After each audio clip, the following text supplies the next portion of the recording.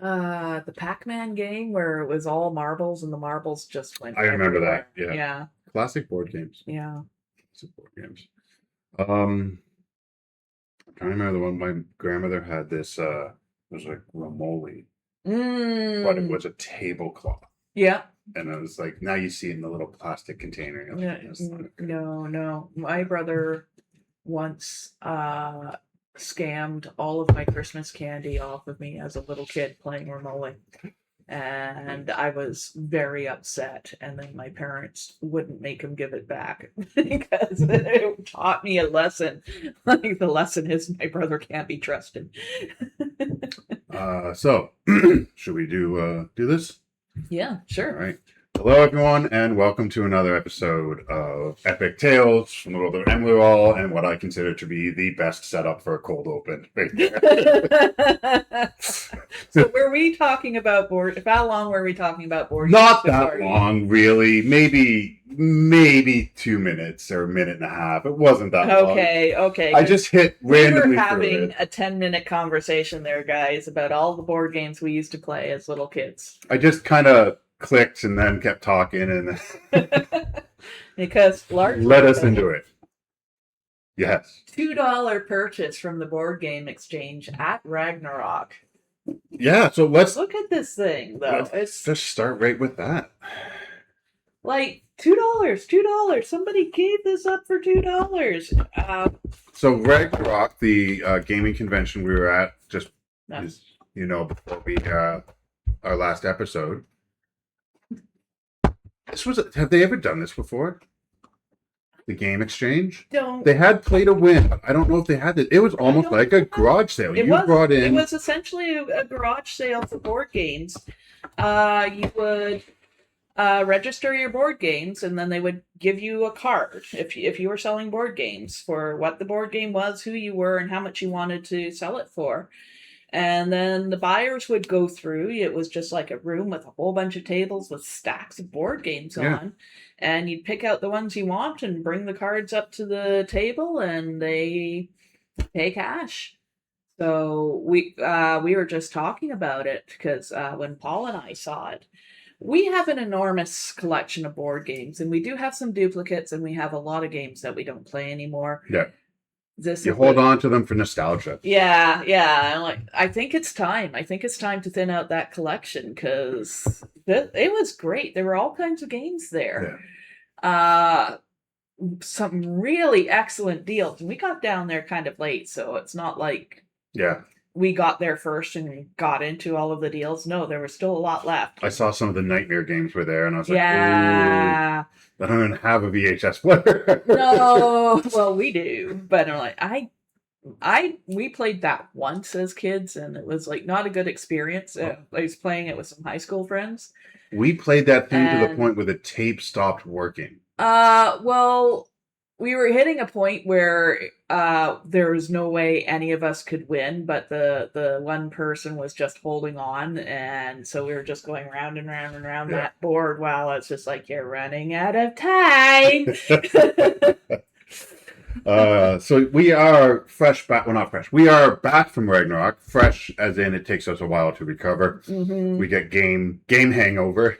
Yeah, well, you wind up, it's a full weekend. It's a very full weekend. By the time Monday hits, you are burnt out. But it was amazing. It was so much fun. And typically we do this in April. It's usually the last week of April. They ended up doing it in the last week of July. Yeah. Which in some ways was really nice. The weather was a little nicer. A lot fewer people, though, because many people do their vacations on weekends. No university students in July. Exactly. We did not have the huge mobs of 20-somethings wandering through. Who are just looking to spend money. But well, a lot of them are looking for groups, too. Yeah. A lot of them are looking for pointers or looking for ideas on, like the previous year. There was a guy that came up to our table that was really wanting to run a World of Darkness campaign and was asking us how he gets players. Yeah. You just let them know you're there and they will walk around here and find people. Yeah, exactly.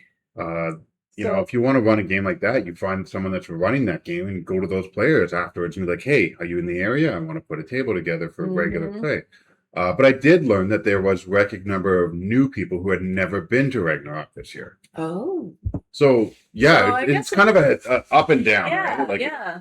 and yeah, you could feel the atmosphere was a little different, but there was It was more quiet, but it was still more engaged. more engaged. Yeah, Yeah. not as loud, but more engaged. Even the Older tables I was crowd. at. Older crowd, Yeah. definitely. You know, we And are the older crowd, right? yeah. Okay. I'm not that far gone. Um, no, it was definitely an older crowd, fewer younger people, not as busy, but we did the same amount of sales as we Yeah, did previous we years. did. And we actually, the games were very much locked up. We When you were saying that people are more engaged, they were the people like the gaming tables were very, very busy. mhm. Now our tables sold out before Ragnarok. We had Yes. 3 games going. Well, I had 2 no-shows on mine. Did So you? then That's right. Paul came and sat in, Mhm. and it was a lot of fun at my table. Yeah. I haven't done a Ragnarok game before, so this was very different. But it was a good amount of fun because it was Paul, Jeremy's son Ryan, and I never caught the other guy's name. He's a brand new D&D player. Yeah. Had played D&D once before at Ragnarok and was at my table playing Bjorn, the dwarven barbarian, who definitely has a beef with Gibby, the halfling bard.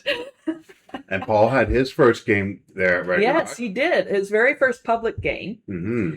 And I don't know if you guys have been watching all along, but it's been a thing since Paul agreed to do that, or he got kind of strong armed into doing that. It was light armed. He was light armed into it. He's been a mess of nerves about his very first public game.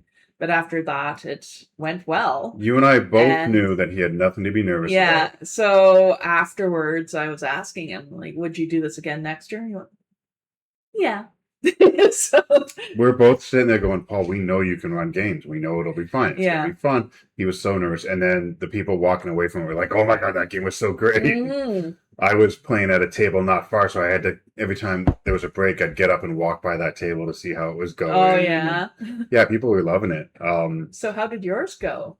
Mine went really well. Yeah. I felt there was a lot of the players that signed up very flatteringly were players from the Black Knight game throughout the winter. So it was like Black Knight 2.0. Yeah. But with another new player who sat down and as things started going, he's like, okay, so you guys have clearly all played together. And they're like, well, we really just met to play, but yeah, it's not like we knew each other for years. It was fun. Yeah. I was doing part 1 of our 2-part that you wrote. Yeah, yeah. So in mine, they had to get to the Fading Church. Yep. And find the stone. Yeah. Right? And deal with the catacombs underneath and the Shatter Kai wandering out above. Yeah. Interestingly, there was moments where they're like, we don't have to fight. We can negotiate. Yeah. Which I love to see, not the instinct to fight. But that quickly devolves because then someone's like, I've had enough of this. But I don't know why, because sort of I'd say the main villain of my part of the story was Calvagor. Yeah. And he's just supposed to be some mad old wizard with a laboratory. Mm-hmm. And this little halfling turns invisible and sneaks in the room where I had randomly decided he would be. Yeah. But then it just explodes. He's like, hi there. Da, da. And I don't know why.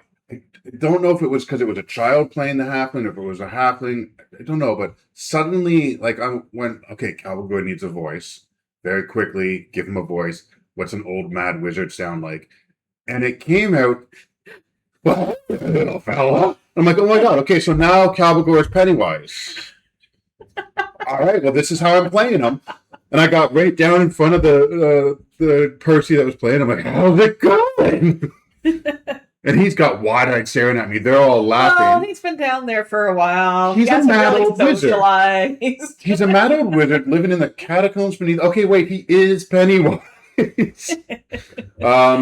And when you're doing a one shot, I find players, they don't hold back on stuff. They let it all go.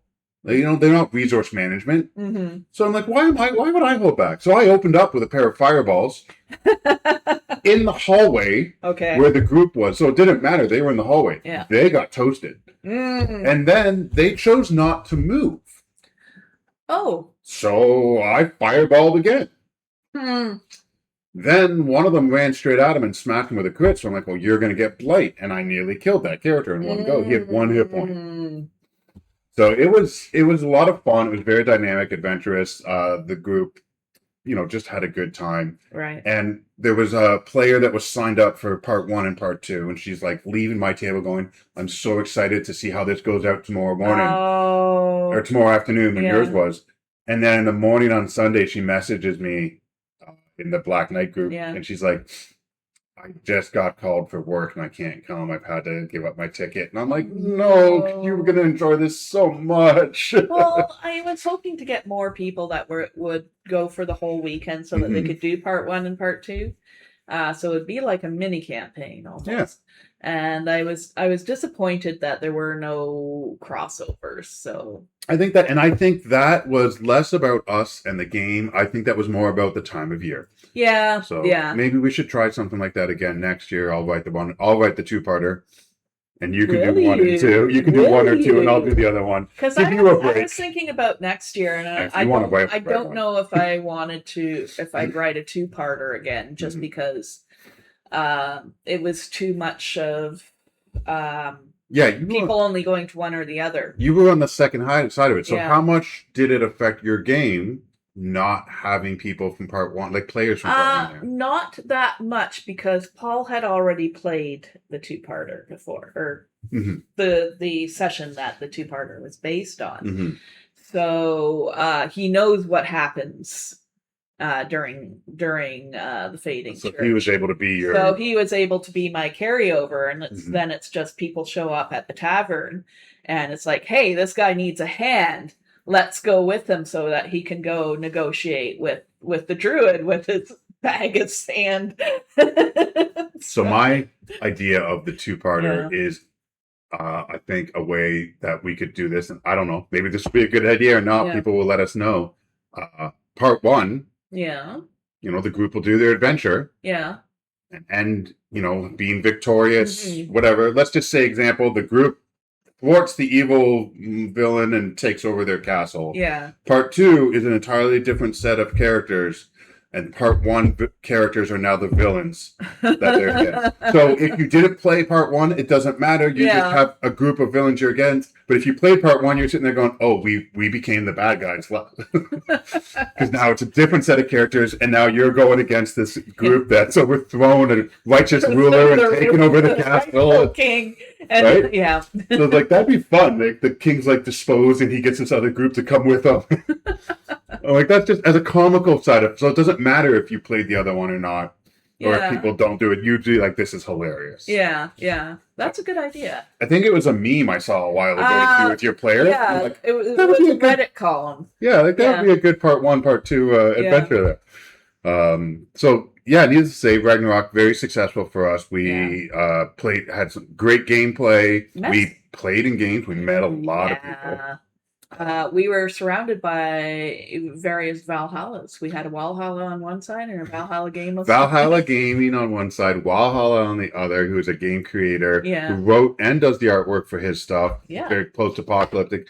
Shadow Dark system is what he uses. Which Atomic Shadows. So shout out to Ralph Wall. Go to walhallagames.com if you want to know more about it. It's Wall, W-A-L-L, Halla Games. Also from him. He does the artwork. Too. He does this really nice ink, black and white artwork. I love it. A beautiful ink wash based on Southern Ontario locations. For a mutant post-apocalyptic game. Yeah. And now he ran a game. I think he ran a game on Sunday. Yeah, he was the table next to us. Yeah. One of the things we had this year that we haven't had before. It's just a sign of us. This is 3 years in. Uh, we had return customers, Yes, we did. right? Like Yeah. it's been all new people, and then we got Yeah. people coming up this year. It's like, what's new? Yeah. I bought this book last year. What's the next one? And Mhm. yeah, So we wound up giving, because we had the tarot cards at the table. We had Yeah. samples, and we gave almost all of them out. And I'm glad we did that, because that was a really nice thing to give out. It's like, well, this is what we're going to have next year. people loved that the tarot cards were the business card. Yeah. Like it had the QR code to our links of everything. Yeah, like people thought it was such a cool thing, and it was a nice touch that the tarot card samples of what we're making Yeah. was there. We had some great neighbors around us. We did. We also had across from us was Thomas A. Knight. Thomas A. Knight. We bought. Well, we had already bought these books, so we went and we got ours signed. I always love to support the people around us, the tables around us. Mm-hmm. And I was looking at those books and reading, and I thought, even my kids might like that. And he was also selling crocheted bags, handmade by his wife Claire. So we always do like to do that. Bill and Scott from BS Games was there as usual. Yeah, in their usual location down the hall. They're our neighbors, always with us. And then Valhalla Games, so a new game store in Kitchener. Which I unfortunately, when I put the box back together, put the wrong D4 in. So we bought sets of dice. They had everything, but we bought dice. You've got your dice set there. You can show off with the packaging. What ones did you get? Well, the packaging is really cool. Got the Aurora ones. Oh, you got them too. Did we get the same time? We got the same ones. So what happened was, I was signed up to play a game Saturday. I brought my own dice. Mm-hmm. But Sunday, I wasn't planning to play any games. And then Sunday morning, it's like, all three of us are at the table. You know what? Maybe I'll sign up for a game. I don't have any dice. Oh. So I had to walk over and buy a set of dice to end up playing. That was in Jeremy from Old Men Rolling Dice. That was his Castles and Crusade. Yes, Castles and Crusade. Which was a lot of fun. Yes. Everyone, he said, let's have everyone introduce their characters. Was still talking about it. He thought it was very cool. It was entertaining because it's a full table. And it's like everyone introduced the characters, and it starts at the one end. And the guy's like, I'm Steve, and I'm playing a wizard. Okay, and it's like, oh, I'm Jeff, and I'm playing a fighter. And I'm like, it gets to me, and I'm like, I'm Snorkel Fat Bottom, and I'm a gnomish wizard with my little toad familiar Boggle, because he's like a dice and I can throw him. And they're like, what? I'm like, oh, are we not naming our characters? Since when do you not name your character? So that was a lot of fun. That was a lot. This is the first year I got to play in games rather than run games. Really? Yeah. So you've never played in one until this year? No. So I got to play in Elemental, which I adored the idea of being children and on bikes in the 80s. It was great. And then Castles and Crusade, which just was a very nostalgic D&D game for me. It was a lot of fun. Paul and I played in Jeremy's Castles and Crusades on the Sunday morning of last year. And what else did you play in this year? I was also in Dune, which is the elemental system again. It is the elemental system. Very easy system. Yes. And the game ran long. We literally had to run out the door because the DM had to pack it up early and then book because we were getting thrown out. You guys went the full length of that time. We went the full length, and we had to really crunch at the end. They're announcing okay, games are done in half an hour. Be done in 15 minutes. Your games are done in 10 minutes. Mm-hmm. But that was a really good time. I enjoyed that. Fun game. Yeah. I think that would be something that we would purchase because it's a different system. Where basically you've got dice pools again, depending on what your skills are like, your skill sets and your attributes are like, and you can assist each other with them too. And the game idea was essentially our house is being sent to train with Sarkonnen in order to take over spice production. And yeah, there was political intrigue and shenanigans and the usual thing. And it was a lot of fun. And yeah, that was the only one. I think that was the only one I played in this year. Yeah, because that was a Saturday evening. Yeah.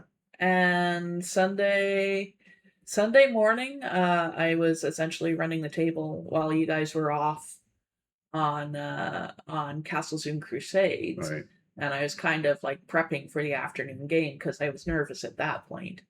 And then there wasn't anything Sunday evening. That wasn't anything to be nervous about either. No, it went really well. Yeah. So, yeah, with it being the two-parter, like a good solid chunk of the second part is just boss battle.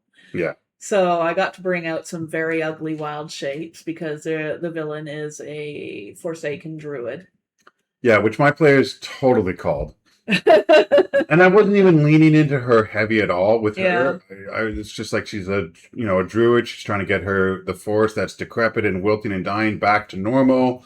And one of the players just kind of picks up the main book that he had already, flips to the Forsaken subclass, and starts handing it around the table. Not metagaming at all. And they look at it and they're like, cool. And they pass it around. And I'm like, son of a gun. Like, I barely kind of used her because I didn't want to make it obvious that next, she's going to betray them. Right? Well, even when they're like, well, give us betray them, but just be angry that they can't fulfill their bargain. And they're like, give us the wolves to help us get the 3 wolves. She's like, yeah, okay, no problem. I'll happily send them with you. And they're like, okay, wait, well, she doesn't want to bargain? Like, I was being very kind of, don't worry about her. But the one player just immediately was like, he didn't say anything. He just handed the book around and got it back, put it in his bag. Yeah. Like, oh. No, I love being able to put out the minis for each of the corrupted wild shapes and having the players go, what the hell is that? That was the thing I didn't do, and I didn't even think about it until after the game, which is what we did at the when we did the church fundraiser was if you defeat the villain, you get the mini. Yeah. All the players walked away with the mini of their character. Right. But I didn't even think about you defeated the character, you get the mini. I wound up giving almost all of the minis to the new player because like Ryan was getting his minis and then Paul was defeating some. So Ryan got the snowman from Ball's game. We don't need more minis. So we were just like, here, you can take them. I'm like, do you want the leftover player characters too? Because I did two versions of each character. And she's like, sure. And I'm like, well, here's the box. You can take the minis home with the box. Did you notice at our most recent Pathfinder game with Jeremy Hall that the maybe from your angle you couldn't see it? The snowman was sitting on the shelf behind him. No, I did not see that. The snowman from the big snowman from Paul's. No, Paul kept the biggest one. Okay, so it was a second print of it, or we did multiple prints of that because Paul was not sure about the size. The one that Ryan won though was sitting on the shelf behind Jeremy when we were playing. I thought that was fun.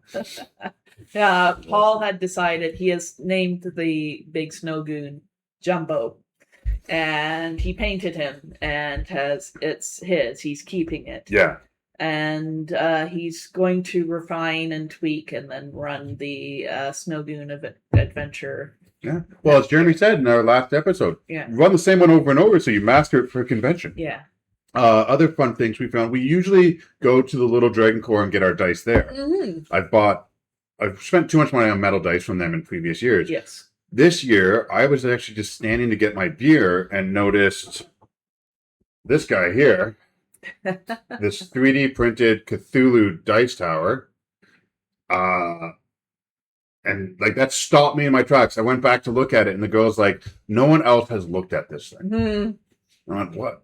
And she hand painted all of these. Now she had a gorgeous one of a wolf head up howling and its paws in front of it, but she painted the head like fire and the paws like logs. And I'm like, that's beautiful. But this guy is what I want. It's grotesque. It's grotesque. It's what you need for some Cthulhu games. Like it's just it's hard to get on video here, guys, but it's just really well painted.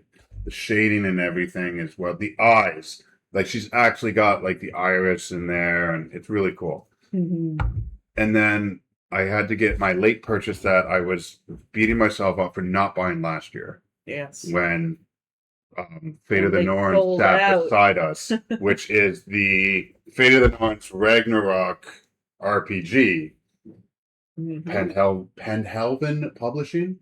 Pendelhalven Publishing. Anyways, by Andrew, uh, that was beside us last year. And really, really cool idea. What I love is that the artwork is like, well, it's like old like Viking tapestries, right? Like it's just gorgeous. It's a very different system. It uses no dice. It uses runestones. Mhm. So of course, I won't open this up, but I had to go and buy a pack of runestones. So that's the Odin's Path runestones, which are really nice. And then I'm like, hey, before I go, what would be the second thing a player would buy? And he goes, well, Children of Eru is all about social combat. So now you're actually spending your runes on things like negotiation and persuasion and intimidation with actual game mechanics, which I think would help players who aren't super comfortable with that sort of social interaction. If you give it a game mechanic, it makes it easier for them to get into it. So that was the other purchase this year. Look at that artwork. Oh, look at the smoke on here. Right? That's just. Now, I know it's not like for longevity the best thing, but I love the feel of a matte finish book too. When you said you want hardcover or soft, I was like, I want the soft because I really like that. This is actually silk. Is it silk? It's silk. It's not the matte. So nice. There are matte finished books you can get, but the problem is your fingerprints show up on them so easily, and they get marked up really easily. Sorry, I've been in printing. No, that's what you're the ones. I've been in printing for 30 years. There's this whole thing where when you present a matte finished book, and everybody immediately oohs and ahs over, and it does look really good for 5 minutes. Yeah, until they touch it. But yeah, the silk finish is a nice. I think it's like I prefer silk finish because it's a nice happy middle. Sorry to sidetrack. No, that's what I wanted the correction on that one. So coming out of Ragnarok. Yeah. We've got some projects on the go. Yeah. Some work on the go for hopefully for next year. Finally got back into it last week and it was a nice feeling. Yeah. Yeah. So the first project, I guess, what would you say? The one at the head of the pack that we're working on more? Tarot cards? Is the tarot card? Yeah. We also have Tura's Ghoul coming up. Tura's Ghoul coming up. And Book then of Scales. And then we've got multiple Patreon freebies that I have not been working on because I've been busy with Ragnarok.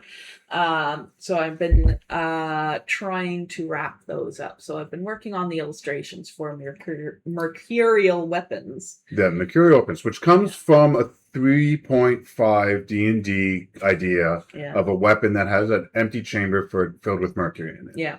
So when it's very light, but as you swing it, it becomes, it adds that weight to it.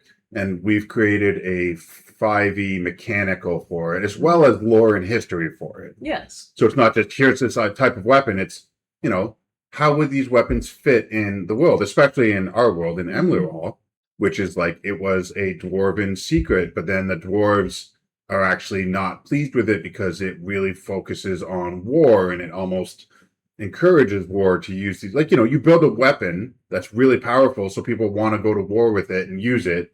So even the dwarves are like, we wish we hadn't shared this with the humans.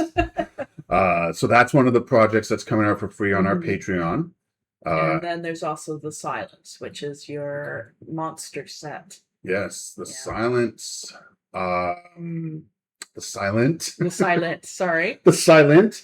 Well, it's going to be a free download for those on Patreon. Patreon.com/EmilyAllGames. Yes. Where it was mainly used as a mechanic in my public games at the Black Knight Game Store to explain why players. Excuse me. Why players would. I'm going to sneeze on camera here. This is the way it's going to go. To explain why players wouldn't know what had happened in games that they had missed. Right. So it's pretty much a monster that its very presence causes memory lapses. Right. Whether it's for, benevolent or malevolent means, they haven't discovered yet. They're very sidelined. It's not the main point of the campaign I was running. But or a new player comes and goes, and I tell them this is everything that's happened. They're like, but I wasn't there for that. I'm like, okay, but you were. They just don't remember you. You've been fogged out of their memory. And it's become a lot of fun. The players really enjoy it. And none of them are like, we got to find these things and kill them. They're just like, oh, they're around. They're around somewhere, which is a lot of fun. So we decided let's make them into, you know what? And it's not just, like you said, it's a set. It's not just one monster. There's a hierarchy of challenge ratings. And again, there's how they fit into the Emily lore and the history and how they've shaped it kind of retroactively, how they have shaped Emily history. And it's really left, I like that the way we've written it is, it's left open for the DM to be like, these are good guys, or these are bad guys, or they are ambiguous. Yeah. Like, you could play it as they are a horrible, evil organization. Yeah. Or you could play it like they're trying to help people, or you could just be like, just use it as a mechanic if you've got a lot of people that show up randomly. Yeah. Which is why I built it, was just as that mechanic. Yes. So that project is one of our free ones with the mercurial weapons. Yeah. We are hoping to maybe in the winter, but we'll have plenty of notice. Be getting maybe late winter, early spring, getting the cards to Kickstarter, the tarot cards to Kickstarter. Well, I'm trying to wrap up the Patreon stuff first. Yeah, that's the priority. Just because it's been sitting for too long, and we kind of want to get that to our Patreon people. I really do want to get that to them. We've talked about it. The sampling of the cards was a big hit, so I think people really like the idea that it's going to be a working, functional deck of tarot cards. Yeah. But if you're playing it in D&D with our Veil Piercer class, you now have an added game mechanic for them. Depending on what card you flip, you get certain abilities. Coming from that, we're hoping fingers crossed, by Ragnarok, to have the Gazetteer 2, Terra's Ghoul, the Darklands, launched. Yes. There, which is the complete focus on the orcs of Emily. I finally kind of give the idea and the history of them, how they're different from orcs in everything, in Lord of the Rings, in other fantasy worlds, in Forgotten Realms. These orcs are very different. There's an aspect to them that is really kind of counter or antithesis to why could a group of orcs, a horde of orcs, take down a magic kingdom. I'm really happy with that, and with that also comes, what did we do? We didn't do it like sub races. It's heritages. So because they're a caste system. Yes. So depending where these orcs, how they were raised, what caste they were raised in. Yes. They get different attributes and abilities, which I always liked to have kind of a little bit more flavor. You make like a half orc or an orc in your game, and you're like, oh, he's he's from this caste or this caste, and their heritage, as we're going to call it, and it'll change. Gave some different flavor for the game. It's really just flavor, and it makes me kind of want to run an entire game in Terror School. Well, you had commented about perhaps doing a Ragnarok one shot of orcs. You're the orcs this time. Which is the other thing, because going back to that, we had 3 GMs for 3 years in Ragnarok last year. Are we going to have 4 next year? Hey, if there's a 4th person out there that wants to run a game, I'm all for it. Finding someone, I'm sure we could reach out and find someone to run a Emily game for us.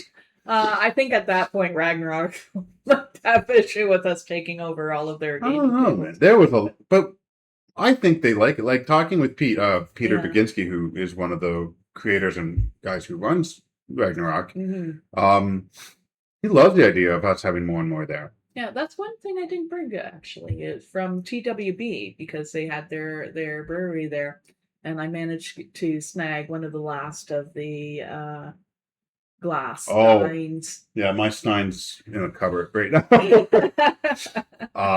The glass steins and the beer is always just one of my to bounce highlights. around to a different subject. Yeah, I think they need more tables just to accommodate all the players. There is a lot going on. It is, as he said, growing, and they want to grow, but they don't want to outgrow their space. Right. But we'll see how There's that goes. multiple floors There is. at the museum. And the museum's open and running the whole time. Yes. So people are still going around to see the exhibits. Yeah. Okay, so we've come from Ragnarok with all of this fun stuff, with all this stuff we've learned, the people we've met, ideas for games. And have you returned to running any of your games? Yes, actually. I had to postpone Tola, so that's not till next Sunday. I have run the Wednesday D&D group for the Emerald campaign. Yep. And the comrades have sorted out all of their business in Slatethorn, sent Annie's family in a stolen carriage off to Ilmire. So that's gonna, when I went and figured out the math on how long everything's gonna take. So that's gonna be a 5 to 6 week trip for them. Yep. And the comrades are going from Slatethorn to Gignasay. And they are taking turns flying and walking, so to speed up the process. And they have decided not to take the road because they might get spotted. But then noticed that there was sort of a roadblock set up on the road, so they went back to have a look. And then decided to attack the people at the roadblock because Ezekiel needs studded leather armor and didn't want to spend money on it. So nice. There's always that. Massacred the bandits. There's always this thing. And rescued a horse. The road is safer, but we can get spotted, or we'll travel in the wilderness. Where, like, as a DM, you're going to travel in the wilderness. It's not a hike. You're getting attacked by monsters and creatures and animals that are out there. And you're getting attacked by the reason there is roads is what you're doing. Well, I didn't have to do that. And they had gone the route of mountains, which I had already established was relatively clear of monsters, mostly like the odd mountain goat or stray sheep. Yeah. And they went back to the road, though. But, meanwhile, they are, because Rodrigo had made a wish because of the genie's game show. He had accidentally wished that he could spend more time with his mother, much like Annie is with hers. And that wish has come true for him. Not in a way he might like. Yeah. They find that they're being followed by somebody who does not have their best interests in mind. And the best part is that he sold his memories. He sold his worst memories, so he does not have any clue as to why she is that antagonistic towards him. Oh, wow. So. And that's his mother. That's his mother. Oh, wow. That's a lot. Yeah, she's spending lots of time with him. Lots and lots of time with him. Hating on him. That's part of the fun when players give you a background story is, and I've said this for a while to my players, only tell me what your characters know, or your character's point of view. Yeah. Don't be like, well, my father did this to me because it's, my father did this to me. Mm-hmm. Right? Like, you're not going to have the insights of everyone in your history. Yeah. So just say it from your point of view. And let's the DM play with it and make it entertaining for you. What I like with the NPCs, and this goes like doubly so with villains, is just you tell their story from their point of view. The villains usually don't see themselves as being villains. They are people with lofty goals. They're people that had to make the hard choices. They're people that, well, I did this wrong thing, but it was necessary. I did what was necessary. I did what I had to do. I did it for someone else. Yeah. The I'm doing this because it's evil and fun. To me, that's a different type of villain. That's the Joker. Right. That's Carnage from Marvel. That's demon character. Yeah. I did this because I had to do it, or my family would pay the price, or I'm doing this because this guy is blackmailing me, or there's a lot of good reasons to make a good villain. And the players often give us those villains. Absolutely. I love getting backstories because there's always something where people have put stuff in and you just sit there and go, and this is going to be fun. This is going to be fun. Yeah, I'm going to enjoy this, and you are too. And it's also, it's not like, oh, I'm going to torture the player. It's No. they're going to enjoy it because they've given me a character Yeah. in their story, and I'm going to introduce that character to them, and they're going to learn more about that character. And it's great when the player is open to that. I've had players who go, well, that's not how I designed that character. That's not how I made that, that's not what I said his family was. Yeah. Well, it is, but now that it's not going the way you want, you're changing it. Yeah. Well, I've had most of the time, players have enjoyed it when I've put something in because,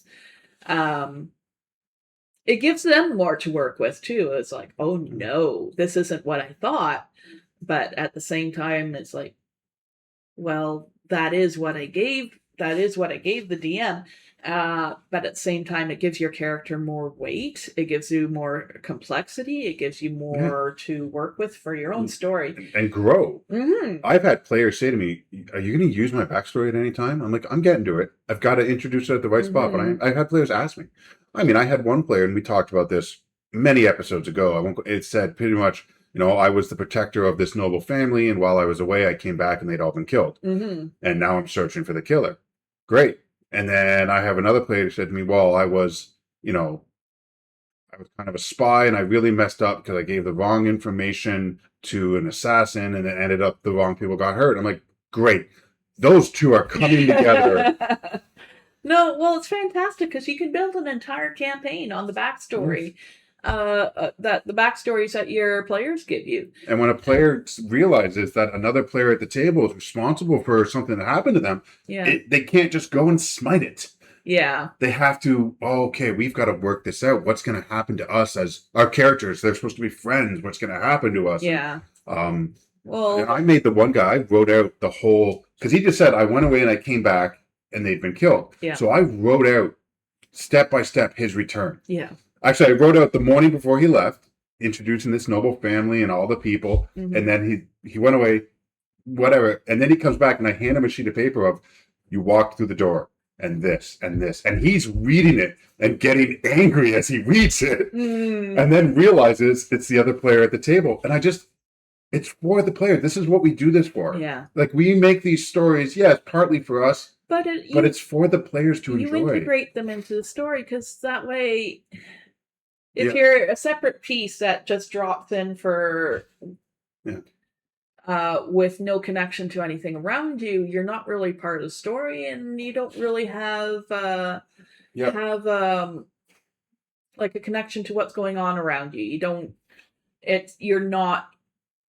have a stake in it. You want them to be Odysseus in the Odyssey, not Indiana Jones in a movie that he does not matter in. Right? Like you want them to be a part of the story. Because then it feels like a real story to them. Yes. It feels like they mattered. Yes. If the story just progresses, and they're, the GM's like, well, you guys decided to go shopping for a sword, so I had this happen. Okay, so you're going to progress the story whether I'm there or not. Then why am I here? Well, I think it's still important that stuff still continues to go on in the background because it's a living world. But have you ever played in a game where the GM says to you, you pretty much missed it all, so I just had it go on without you?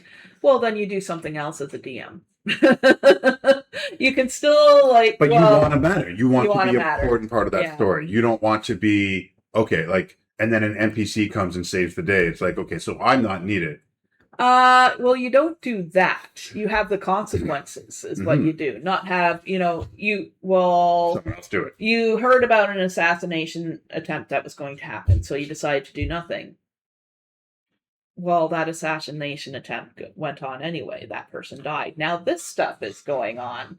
Or sometimes you hear about the assassination attempt. You warn people about it. You try to stop it, and it still happens. Yes. As is the case in the game we are running on the Paul's game. Yeah, got complicated in a hurry. I'm like, we told them, why are they doing this? We told them that they're trying to kill this guy. Oh, wait, no, they're all doppelgangers. We told the people that are perpetrating it. We told the villains about their own plots. We told them that the jig was up and we know about it. They're like, yeah, thanks for telling us about our plot. I wonder if my head still goes, after we went and did that, do you think they got together and went, okay, how did they figure this out, guys? Well, this is a problem, is that since they know that we figured it out. They're just gonna seal all of the loose ends. Yeah, like what were the Yeah. loose ends here? Seal the leaks. It does wrap worry up my the loose character ends. because I'm like, Yeah, I haven't had a chance to jump into D&D since Ragnarok. Just time schedules, the rotation of the games that my group Yeah. has. We did a vampire game, and I'm like, I do want to get into D&D, which is this coming weekend. I'll be doing D&D. Okay. Sunday night, and I hope because they have just returned from Relay. They've faced Cthulhu. Well, they stood there as he walked over them, literally not even paying attention to them being there. Just walked over them. Did anybody get stepped on? Yeah. Pretty much, they weren't meant to fight Cthulhu. Yeah. Especially game mechanics wise, Yeah. they weren't ready for it, but they weren't meant to. They just were meant to go to the island and get information about what they're dealing with. He happens to be, or it, I guess, is there. One of the players did get feeble-minded, and some of them tried to fight at it, but it's like, the way I had him play out is he's walking out to the ocean, and there's a fly buzzing around, and the heroes are the fly, so he was just like, get away. Swat at him, keep going. They did hit him with their ship and kind of stop and kind of send them into the ocean and then take off. But now they're back home and they have so much more realization about the elder gods and the other things, and pretty much the relationship that they are, as they've determined, the elder gods are not evil, but they don't care about. Whereas they're enemies with this thing called the Yellow King, which they have learned they are its agents. Inadvertently, they are doing the Yellow King's work. So like, we gotta stop doing stuff. We gotta put an end to this. So I'm excited because now they've come in with like a purpose. I'll call it kind of the end game of the story arc. Right. Is they figure out the jig is up and they've got to now go back and stop everything they've done. They now have to go around and undo everything they've done, pretty much. Right. So game that we forgot about too is that we both played in Pathfinder. Yeah, just the weekend before just last. the weekend. Yeah. We turned Pathfinder. We're doing the Rise of the Rune Lords, which apparently is a big. It's like a big campaign for 1E Pathfinder players. Yeah.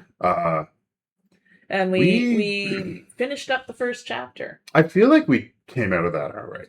I think we did too, because we had a big discussion about whether or not we go in and fight the demon, and then decided we'll just keep it locked away.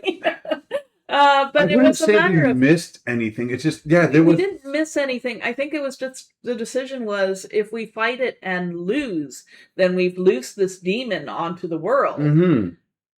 But we can just take the key and destroy the key and keep it locked away. Which apparently we can't destroy the key, so now we're safeguarding it. Into the bag of holding and goes. Yeah.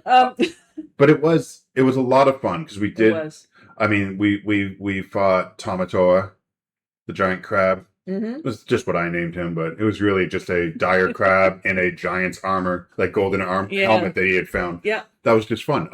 Well, as soon as Jeremy had described it as moving, there's something in there. Yeah. There's something in there. There's something using it as a cave. And it's like, nope, it's a crab. We had just come off of fighting a bunch of shadows. Yes. And then we go into that, and I'm like, this is going to be like an undead giant or something. No, it's a crab. Okay, we're good. We're eating for a while. I'm happy that we didn't go in to fight the. Well, I know probably the game is written that it wants you to go in and fight the demon. I think so, but I was considering it because I think as what we were playing was what our characters would actually do. It's like our job is to make sure that the demon doesn't come out and attack. And that standpoint is safe. And by not fighting it and making sure it's secured, that's probably the better bet. We could also we still have the key. We could always decide, okay, let's go and fight this demon now. We're ready. We could always go back later and be like, we are ready now. Let's go fight this demon. I mean, I know Jeremy showed us at the end what the demon was, but I think if we were to spend the time and research. I totally forgot about that. Yeah, if we were to actually research his characters, because we didn't know. We were thinking My character's trying to stay alive. Yeah. That is still, for our level, a big, powerful demon.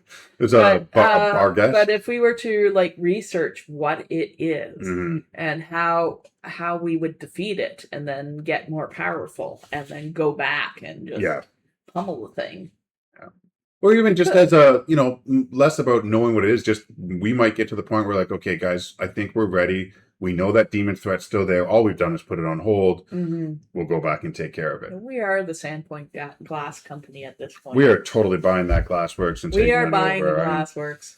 And that's gonna be our group name. I just thought that was a fun idea to help with the I think it's business. A great idea. Pretty much for everyone who's just watching us ramble. Working out of a city called Sandpoint, one of the biggest businesses there was the Glassworks. Yeah. Which the goblins attacked, killed the owner, pretty much it's not being run. Yeah.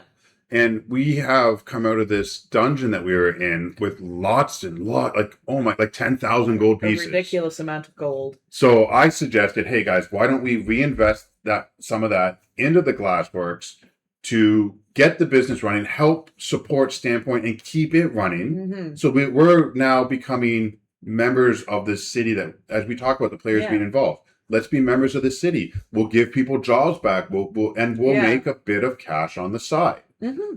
Right? Like, we will reinvest in the town. I just like the idea because it just, from a DM standpoint, I'd be sitting there going, oh, I love this. Now the players are invested in Sandpoint. Yeah. It matters to them. It's not just, oh, the DM keeps making us go back to this city. One of the things that I enjoyed about playing Tolus too is that you keep going back to what NPCs that you had met previously are doing. So the characters are constantly going back to find out how so-and-so is doing.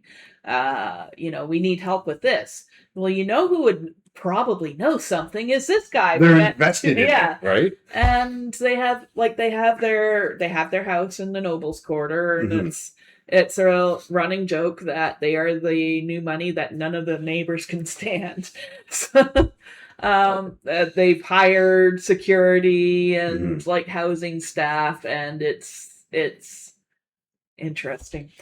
Now, you've been running your Tolus campaign for several years now. 5 years? Yeah. We started out during the pandemic playing it with the kids. Yeah. And then Tom, who was the author of these books, is Paul's stepbrother. Yeah. And had noticed that I'm posting about D&D games on Facebook. He says, well, I play D&D. Can I come and play? Yes.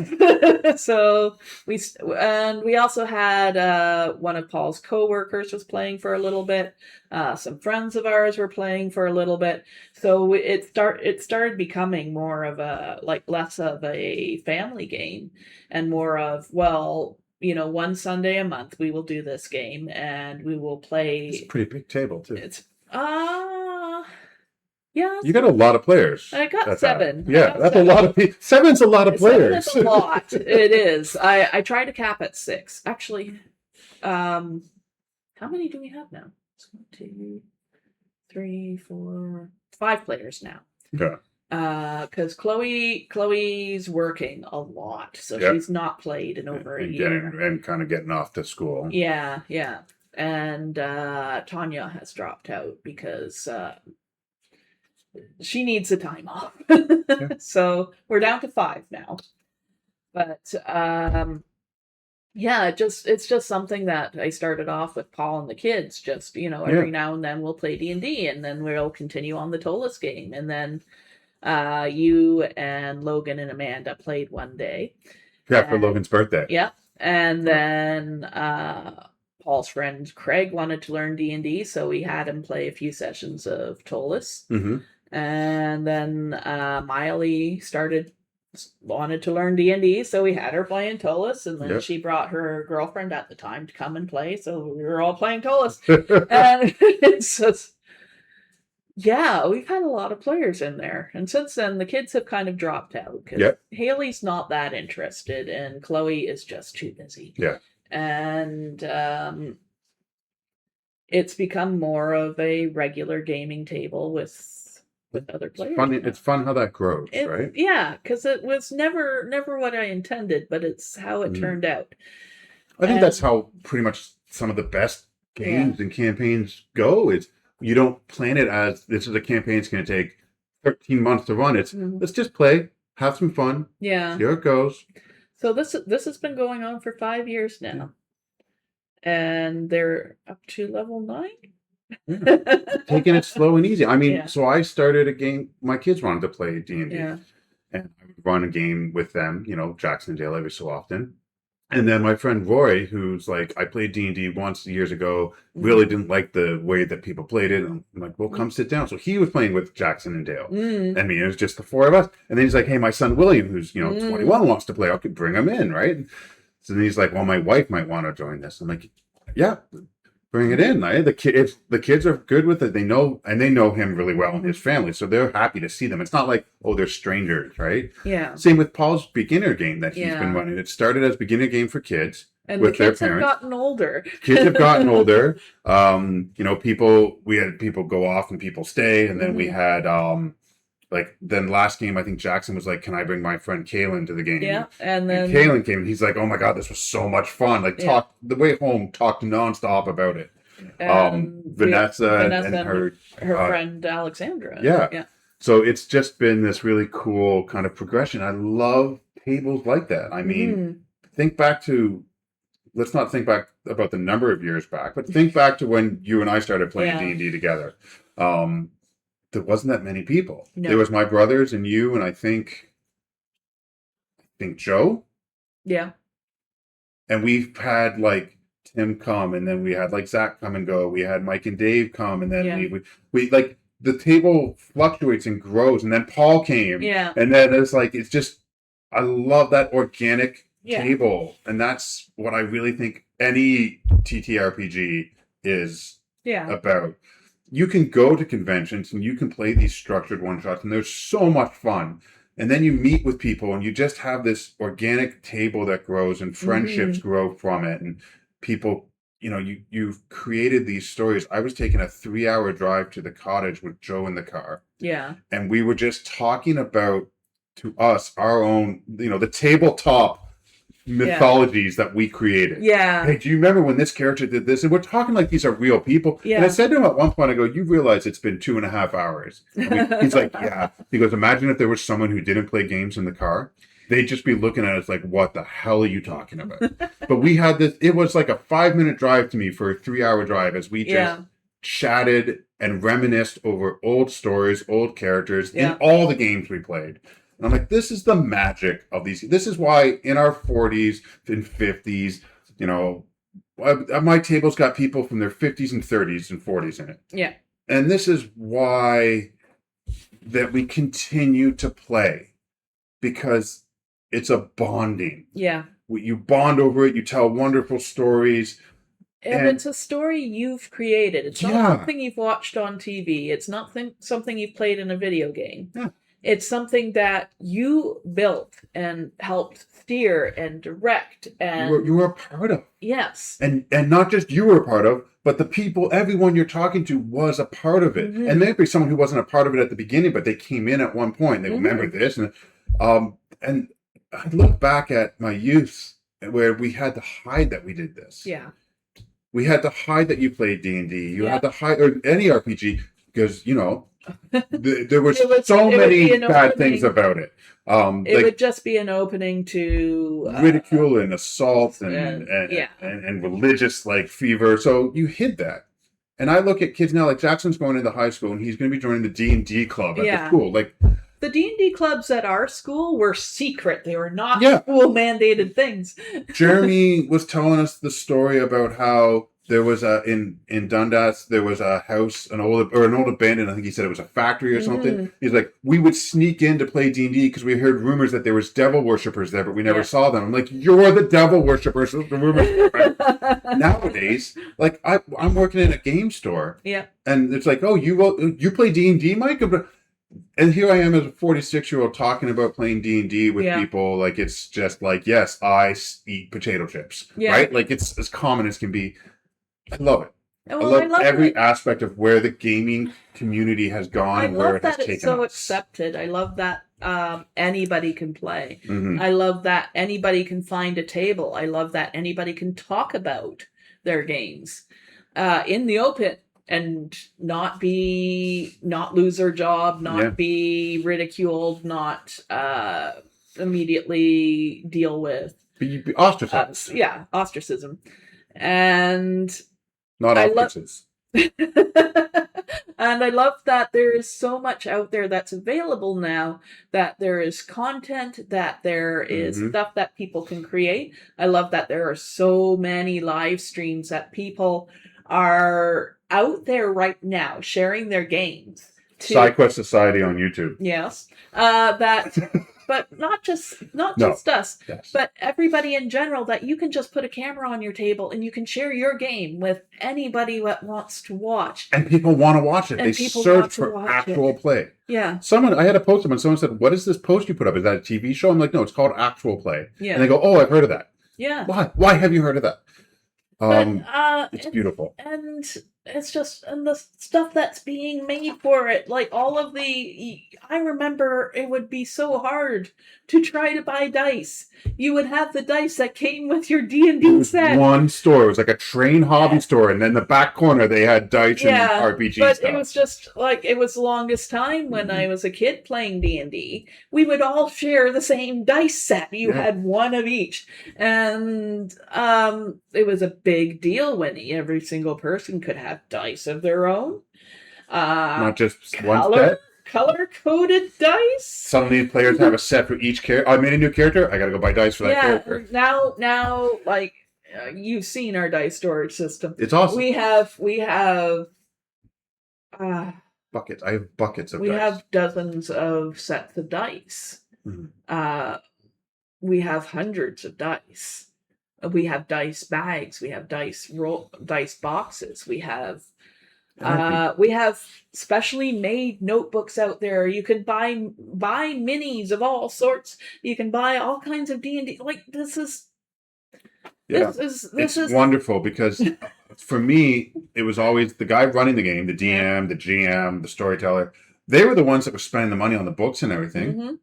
And now for the players are always like, how do I participate? Well, now you can buy dice trays and dice and bags and character folios and notepads.